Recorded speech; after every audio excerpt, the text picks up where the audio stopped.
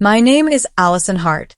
I'm 43 years old, born and raised in a quiet Virginia town where the loudest thing you'd ever hear was the church bell or old Mr. Daly's broken tractor coughing down Maple Street.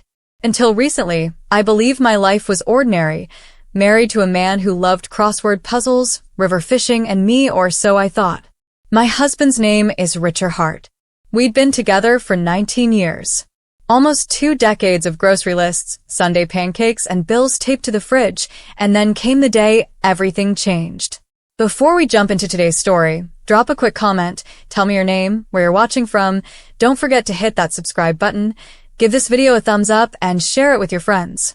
Alright, let's get into the story. It was a Friday morning when Richard came home waving the lottery ticket like a madman. He'd bought it at the Shell station down the hill while picking up gas for his old truck. I remember the way his hands shook as he shouted, "Allie, we won. $9 million. Can you believe it?" I stared at him, then at the tiny piece of paper he held like a holy relic. A part of me wanted to laugh. We couldn't even agree on what kind of coffee to buy, and now we had millions? The first few days were a blur of excitement. We jumped from website to website, trying to figure out what to do next.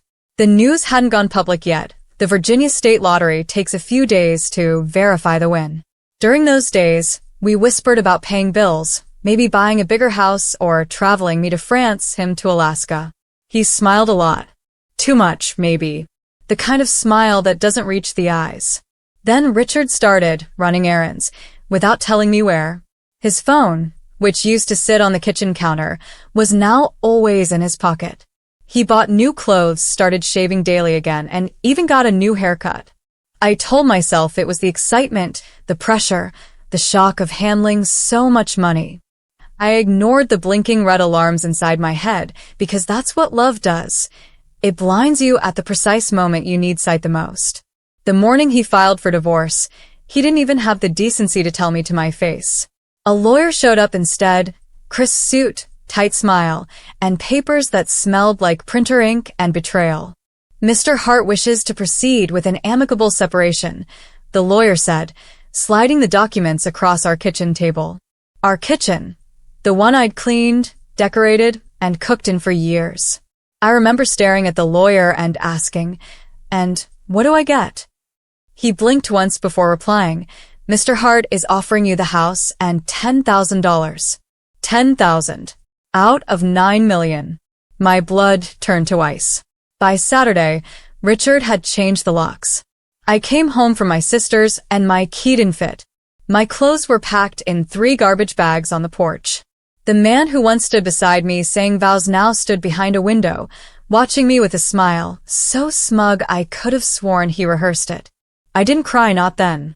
I just loaded the bags into my car and drove until the road blurred and the trees turned to streaks of green and gold. But what Richard didn't know, what he forgot, was that his handsome little victory had a flaw. 2 words he never remembered because he'd signed them back when he was nothing more than a broke mechanic desperate for love. The prenup. He thought the document protected him. In fact, it protected me. The night I left my house, I parked outside a cheap motel on the outskirts of Harrisonburg. The neon sign flickered like an old heart monitor, and the stale air inside the room smelled of cigarettes and regret. I sat by the window, staring at the moonlit parking lot, wondering how 19 years of marriage had collapsed in a single week. But through the blur of exhaustion, something sharp gleamed in my memory. The day we signed our prenuptial agreement. It was 2007. Richard was still working at Bell's Auto Repair, hands always grease-stained, nails cracked, smelling faintly of gasoline. I was a paralegal then, just starting my job at a small law firm in downtown Richmond. One of my bosses, Mr. Saunders, was a careful old man who drew up our prenup free of charge as a wedding gift. I still remembered his raspy voice. "Always read the fine print, Allie. People remember promises, not paper." I'd laughed at him then. But now, sitting alone in that motel room, his words came back like scripture. I grabbed my phone and called Mr. Saunders' daughter, Claire, who took over his practice after he passed. She still remembered me. "Allison Hart? Oh my goodness, it's been years," she said brightly, then her tone softened when she heard why I was calling. Come by tomorrow, she told me. We can look at the old file. You might be surprised at what's in there. When I walked into Claire's office the next afternoon, something strange happened. For the first time since the divorce bomb dropped, I felt strength coursing back into my veins. Claire pulled a dusty brown folder from a metal cabinet and laid it before me. There it was, prenuptial agreement between Richard Allen Hart and Allison Marie Hart. My name, printed neatly in blue ink. We flipped through the pages slowly. And then we both stopped. Claire's brows rose. Well, would you look at that, she whispered. Section 7B read, in the event of significant financial gain by either party exceeding $1 million, half of that amount shall constitute joint marital property, irrespective of the date of acquisition, if the other spouse provided continuous financial or emotional support during the marriage. I blinked. You're kidding. Claire smiled. Nope. He must have thought it protected him, but this language doesn't say lottery winnings are excluded. You supported him all these years. This clause gives you a strong claim over half. Half. $4.5 million. The words sounded unreal, echoing through the quiet office. The humiliation, the pain, suddenly it felt like fuel. My tears that week turned into something steadier, stronger. The next step was obvious. I hired Claire. We filed an injunction with the Virginia State Lottery Commission before Richard could claim the winning solo. It only took 3 days before the letter hit his mailbox, freezing the payout until the matter of marital entitlement was resolved. That evening he called me, the first time since the day he'd kicked me out. His voice was low and full of restrained fury. Allie, he said, what the hell did you do? I kept my tone level. Just exercising my rights, Richard. Remember Section 7B? He went silent for a moment. Then came a bitter laugh. You can't win this. That money's mine. Maybe, I said. But maybe you should have remembered who helped you pay rent when your business went under. Who stayed when the shop burned down. Who believed in you. Because legally that counts. He hung up, but I smiled. For the first time in weeks, I smiled. The fight wasn't over, not even close. But for the first time since that nightmare began, I knew I wasn't powerless. I wasn't a woman he could throw away like old dinner scraps. The court date was set. And as I watched the autumn rain trail down the motel window that night, I knew one thing with absolute certainty. Richard had forgotten the prenup, but I hadn't forgotten who I was. The courtroom smelled faintly of polished wood and old paper, the scent of judgment. I stood beside Claire at the plaintiff's table, the morning light spilling through tall glass windows behind the judge's bench. Richard sat across from me, his suit crisp, his new watch gleaming with quiet arrogance. His girlfriend, younger, blonde, and entirely out of place, watched from the pews, chewing gum like she owned the air we breathed. Case number 2183, H, the clerk announced. Hart versus Hart. Matter concerning marital entitlement to lottery winnings. There it was.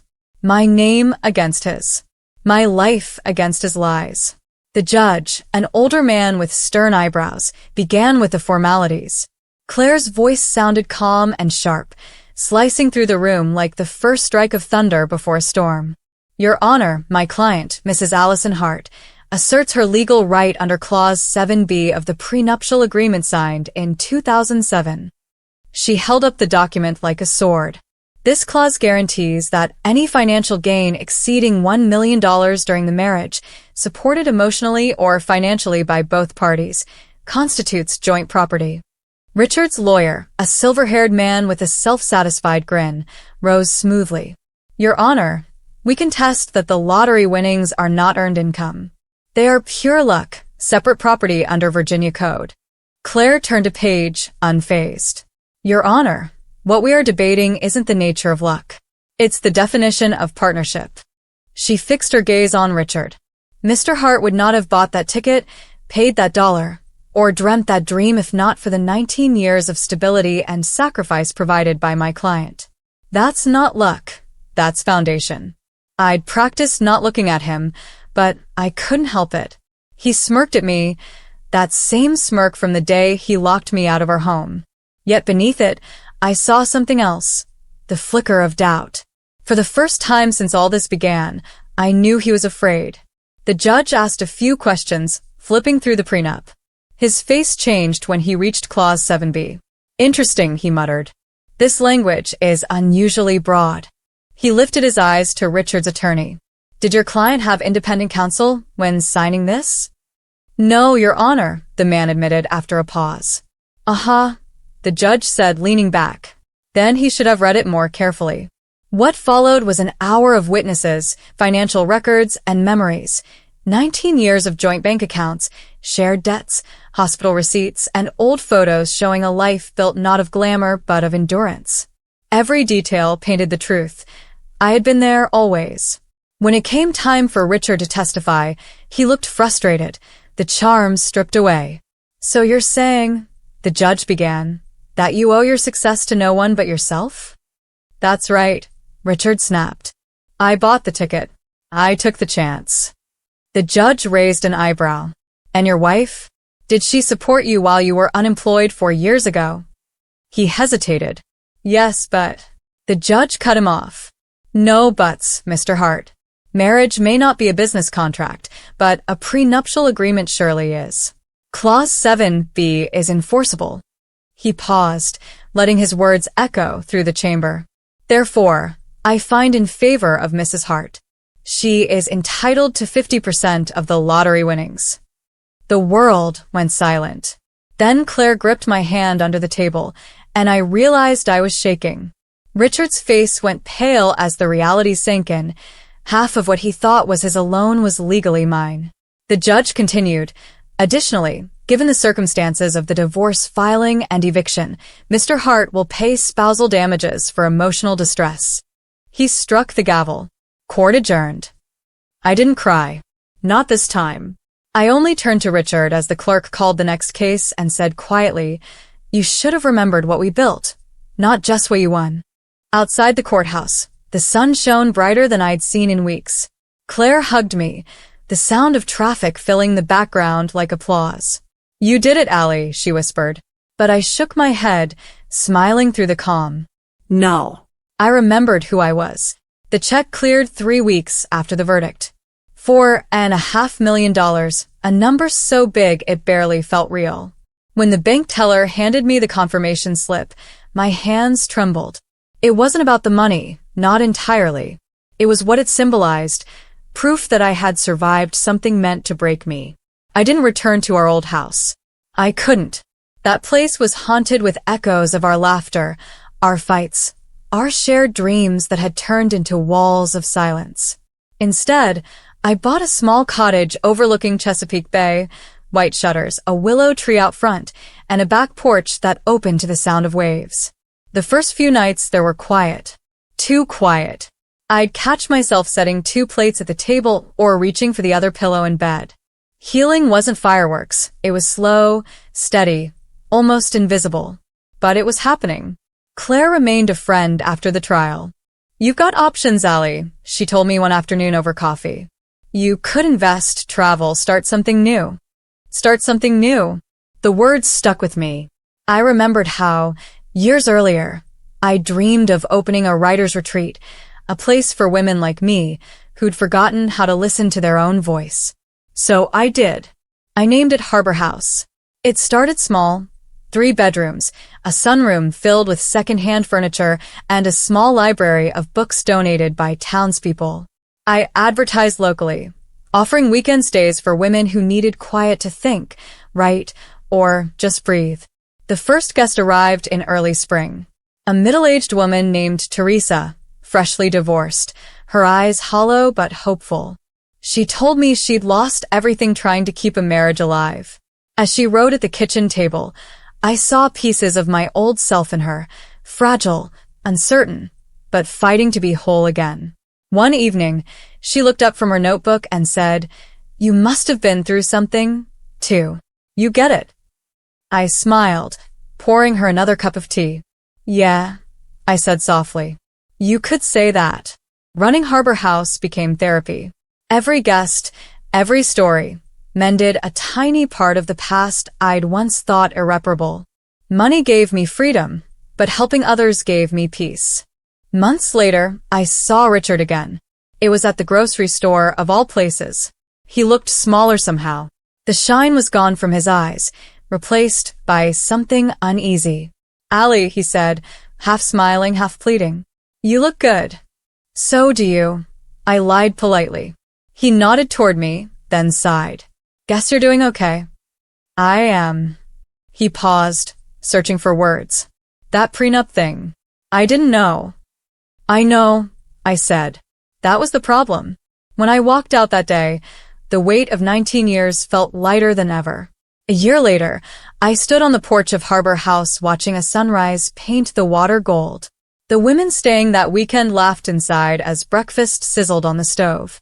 For once, my life no longer revolved around survival or revenge. It revolved around rediscovery. And maybe that was the real jackpot all along, learning that freedom, dignity, and peace were fortunes no lottery could buy. 5 years had passed since the courtroom storm.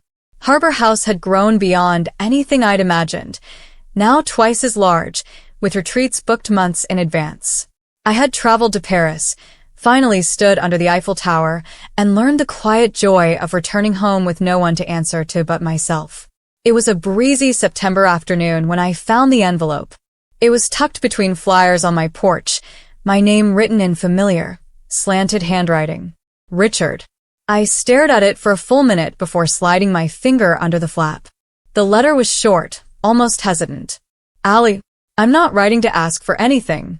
I just wanted to tell you I'm sorry. I've thought about that year, every day. Losing the money wasn't what hurt most. Losing the life we built was. I didn't see what you gave me until you were gone. I hope you're happy. Richard." I folded the paper slowly, feeling the weight of words that had arrived far too late. There was no rage this time, no satisfaction in knowing I'd won. Just a strange, clean kind of closure. He wasn't the same man who had smirked at me from behind locked doors. And I wasn't the same woman who'd stood crying in a parking lot with garbage bags for luggage. I brewed a cup of tea, sat on the porch, and watched the sun sink into the horizon. The sea breeze was cool but soft, like a reminder that life had moved on. I didn't need to write him back. What mattered was that I knew the truth about him, about us, and about myself.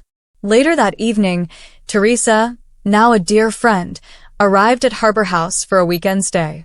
She hugged me, eyes bright. "You seem lighter today," she said. "Maybe I am," I replied. "What happened?" "Nothing," I said with a smile. "I just remembered that I've been free for a long time." The past would always be a chapter one couldn't erase, but it had served its purpose. It had led me here, to the life I had built with my own hands, on my own terms. And as laughter echoed from the retreat's kitchen, I realized the prenup hadn't just given me half the jackpot. It had given me the chance to win back myself.